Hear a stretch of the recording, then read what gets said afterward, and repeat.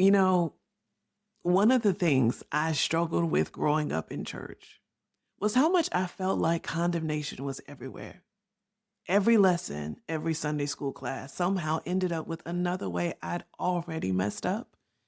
I felt like I couldn't do anything right, and that every choice I made was one that was more sin stacking up, like Jenga blocks. And with one more stacked on this already unstable faith, I would topple over so far that God couldn't or wouldn't reach me. Like there was no finding any way back from it. And it is so funny to me the things you can remember so vividly from childhood. But I can remember sitting in Sunday school one Sunday morning as one of my friend's grandmothers was teaching the lesson. And I use lesson loosely because now looking back, I think she saw a pew full of tweens and teens that hormones were raging. And she created her own lesson that particular Sunday. Because when I walked out of that lesson, I walked away believing that because a boy had kissed me on my cheek, not even on the lips, that somehow now I was unholy and in trouble with God. Now, we can say the theology was terrible. We can talk about all of that. But the truth is, in that moment, I felt somehow I was disqualified because of that action and that God couldn't use me anymore. A kiss on the cheek, y'all. A kiss on the cheek. Today, I know how silly that is. And in fairness, I believe she was trying to help us not get caught up in walking down a road that we weren't ready for. But at that moment, I didn't have that kind of forethought.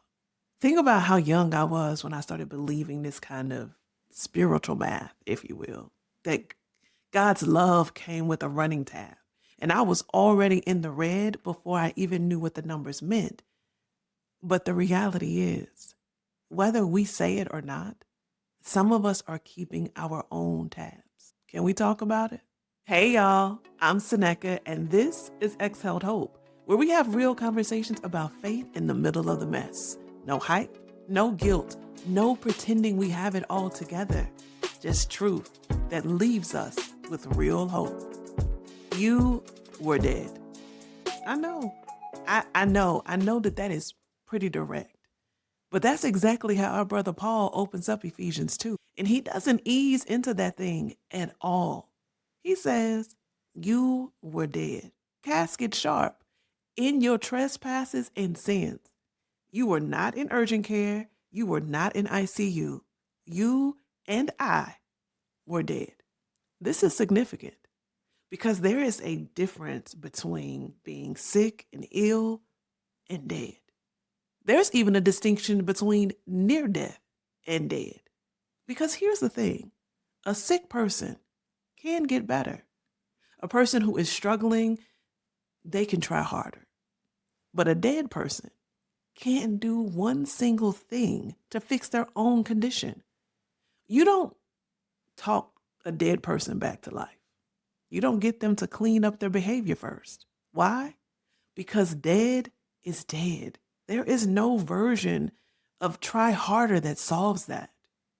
So when I walked out of that Sunday school lesson thinking a kiss on the cheek had put me in the red with God, I had the math wrong from the start. I wasn't slightly behind because according to Paul, I was dead before that boy ever came near my cheek. We all were. And while this might sound really depressing, I'm really hoping by the end of this podcast, it will free you. Because check out verse 4. It has two of our favorite words in the Black church, but God. And rightfully so, because these words bring weight to this letter. Before those two words, Paul spent 3 verses telling us how dead we were. And then he stops and says, but God, being rich in mercy, because of the great love with which he had for us, made us alive together with Christ. Now, pause 1 second. Hold my mule. Because we were just dead. And then what happened? God made us alive. He didn't help us improve. He didn't give us a plan to work our way out. He made us alive. And look at when it happened. Verse 5 says, even when we were dead. He didn't wait until we went to the powder room, made ourselves appear cleaned up, or wait until we got rid of all the evidence of our old life. While we were still dead in it, God moved. If you think about how you operate in every other relationship you have, okay, somebody, they do you dirty. They did you wrong. And before you'll trust them again, you'll usually want to see effort, something that represents remorse, an apology, some kind of proof that they've earned their way back into good standing with you. That's just how relationships work between people. And most of us quietly assume God runs on the same system. Mess up, do some spiritual push-ups of good deeds to earn your way back. And eventually, you're in good standing again. But Paul just told you that's not what happened here. God didn't wait on effort or on proof. He moved while you were dead. And the last time I checked, a dead person can't offer anything to anybody. So just God being God, he moved. That's exactly what I wish somebody had told that little girl in Sunday school. And it's what I'm going to tell you today. Yes, you're going to keep making mistakes. Some of them are going to be small, some of them not so small. And God is not waiting on you to correct all of your mistakes before he'll use you. He will move, and he is still moving while you are exactly in what you think disqualifies you. And then in verse 8, the verse you've probably heard quoted 100 times. In fact, you probably even have a coffee mug in your cabinet right now, way in the back in the right corner.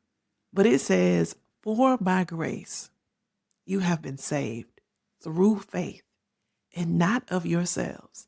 It is the gift of God, not of works, so that no one may boast. Not of works, and not of yourselves. And one of my favorite parts of that verse is that he calls it a gift, meaning there was never a payment plan. There was never a tab. Grace was never something you were working to catch up on. It was already finished before you had a thing to offer toward it. And don't miss the protection that's in the last phrase of that verse. That phrase, not of works, so that no one may boast.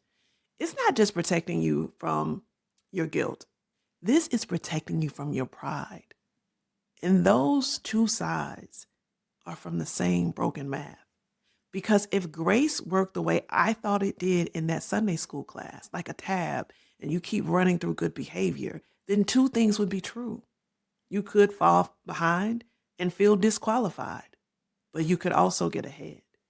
You could measure your work with God against somebody else's walk and leave that comparison either crushed or a little bit proud, depending on who you were standing next to that week. Paul shuts both doors at the same time, though. He says, not of works, so that no one may boast. Nobody gets to boast because nobody was ever earning points to begin with. That means the woman who's been walking with God for 20 years and the woman who feels like she started over again this morning are standing on the exact same ground. Here's why that Sunday school moment stuck with me for so long. Somebody taught me, maybe without even meaning to, that God's love ran like a tab. Good choices, that's a credit. Bad choices, debit. And if you got too far in the red, you were unholy and unusable. But that's not the gospel that Paul is describing here. Paul is describing somebody who found you dead and didn't ask you to get yourself alive first. He made you alive. And a boy kissing you on your cheek doesn't get a vote in that. Nothing you did before this moment gets a vote in that. You have already been moved from death to life, and life doesn't reverse back into death because of something old. But Brother Paul didn't just stop in verse 10. No. In verse 10, he says, For we are his workmanship, created in Christ Jesus for good works, which God prepared beforehand that we should walk in them. Come here for a second. Lean in. Come on. Hear me. Because we all sometimes need this reminder. You weren't just rescued from something. You were built for something. He didn't say, do good works so I'll make you alive. He made you alive. And here's what you were made for. The good works were never the entry fee. They're what you get to walk into now that the door's already open. So where is yours at? What's your Sunday school moment? Come on, tell me, girl, because child, we all have one. That place that you have been holding on the tab to. Maybe it's something you did years ago that you still bring up in your own head like it disqualifies you today. Maybe it's something from yesterday or right before you hit play on this podcast. A choice you made, and now you've been quietly waiting to feel holy enough again before you let yourself believe God's actually using you. Can I tell you something you may not want to hear? Truthfully, it's not always old guilt. Sometimes it's that you're striving. Maybe you've turned faith into another category where you're supposed to be keeping up, volunteering more, posting the right things, praying a certain way. You showing up to every church event so God stays pleased with you. Maybe you've quietly started treating obedience like a transaction, where if you just do enough of the right things this season, then the breakthrough will come. The relationship will work out. The job will open up. That's the same tab. It's just showing up in a different outfit. It's not about a Sunday school moment from years ago anymore. Now it's about you tracking your own performance, trying to stay in God's good graces through sheer effort. Whatever it is, Paul's not asking you to defend it or explain it away. He's just telling you it doesn't matter in this equation anymore. And listen, friend, I know some days that truth does not feel true. You can know all of this and still wake up dragging yourself through the motions, feeling more tired than free. And I get it because I have those mornings too. But here's what I have to hold on to on those days. My feelings are just giving me a weather report. They're telling me how my heart feels that morning. That's it. They don't get a vote on what's actually true about me. So on the days you don't feel alive, you still are.